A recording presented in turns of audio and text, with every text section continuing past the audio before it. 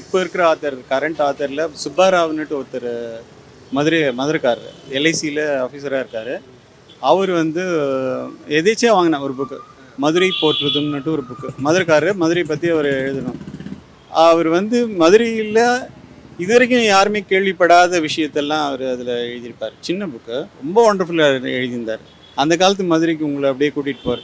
ஒவ்வொரு தெருவுலையும் என்னென்ன நடந்தது, என்ன விசேஷம்னு எழுது. சரின்னுட்டு அவரோட புக்ஸை அடுத்ததெல்லாம் நிறைய ஒரு 10 புக்கு கலெக்ட் பண்ணேன். சிலதெல்லாம் அட்டகாசமாக இருக்குது. அவரோட திங்கிங்கே எங்கேயோ போகுது. வனசுந்தரின்னு ஒன்று எழுதியிருக்கிறாரு. அது எப்படின்னா, சீதை கிட்டக்க கான்வர்சேஷன், சீதை வந்து வால்மீகி கிட்ட பேசுகிறாங்க. அப்புறமா எல்லாத்த பற்றியும் பட்டவர்த்தனமாக என்ன நடந்ததோ அதுதான் பேசுகிறாங்க. அது வந்து மித்தலாஜிக்கலாக பார்க்கக்கூடாது. ஒரு வித்தியாசமான கோணத்தில் அவர் அதில் எழுதியிருப்பார். பியூட்டிஃபுல்லாக இருக்கும். அது அந்தம்மா வந்து இப்போ காட்டில் இருந்தபோது பட்ட வேதனையை வந்து வேறு விதமாக எழுதியிருப்பாங்க. ரொம்ப நல்லா இருக்கும். சின்ன புக்கு.